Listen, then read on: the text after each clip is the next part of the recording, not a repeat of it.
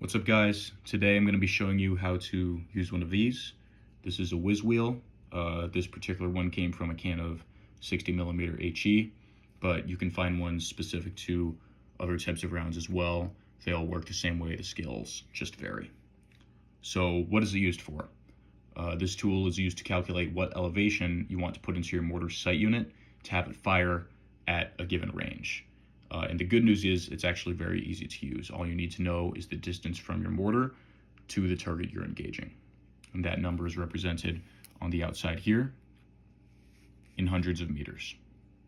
So for example, if my target was 800 meters out, that would be represented by this number 8 here, 800 meters. If my target was 2,000 meters out, that range would be represented by this number 20. So what you want to do is line up this black line here in the middle to the number representing the range to your target. So if my target is 800 meters out, I'll line up this line to the number 8. Just like that. Then what I'm going to do is I'm going to follow this black line down and find the first curved line that it intersects with.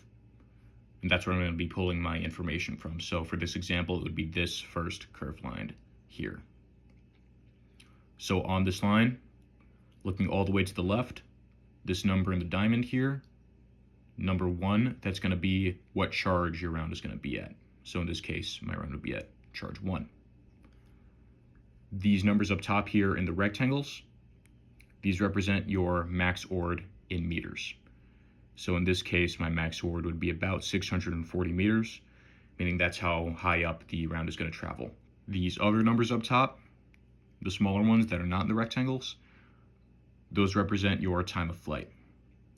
So in this case, my time of flight is between 23 and 24 seconds, called about 23.1 seconds for this example.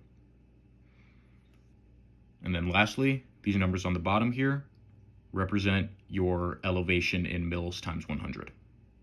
So starting from the left, this number 8 represents 800 mils, 900 mils, 1000, 1100, and so on. So for this example, if my target was 800 meters out, my mils elevation is going to be between 1200 and 1300.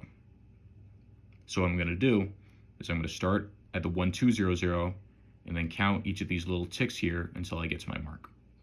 So I'm at 1200 and then I count 1, 2, 3, 4, 5, 6, 7 little ticks. So my mils elevation would be 1270. 1270, and that's the number that I would put into my sight unit. One more example. Let's say my target is 2,000 meters out. I'm going to line up this black line to the 2,000 meter mark, represented by the number 20 on the outside. Right there. I'm going to follow it down, find the first curved line that it intersects with. In this case, it's this line right here. I'll look all the way to the left.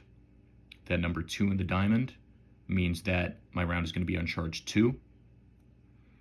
These numbers up top in the rectangles represent my max ord. So in this case, it's between 771 meters and 853 meters. So I'll call it about 810 meters. My time of flight, represented by these little numbers up top here, is just before 26 seconds. So I'll call it about 26 seconds time of flight. And then lastly, my elevation in mils times 100. This number 8 is 800, this number 9 is 900 mils, and then this number 10 is 1000 mils. So my mils elevation is going to be between 900 and 1000. So I'll start at the 9 and I'll count the little ticks. 1, 2, 3, 4, 5, 6, 7. So in this case, my elevation would be about 970 mils. And that's it. I hope you guys found this video useful. If you have any questions, feel free to leave them in the comments.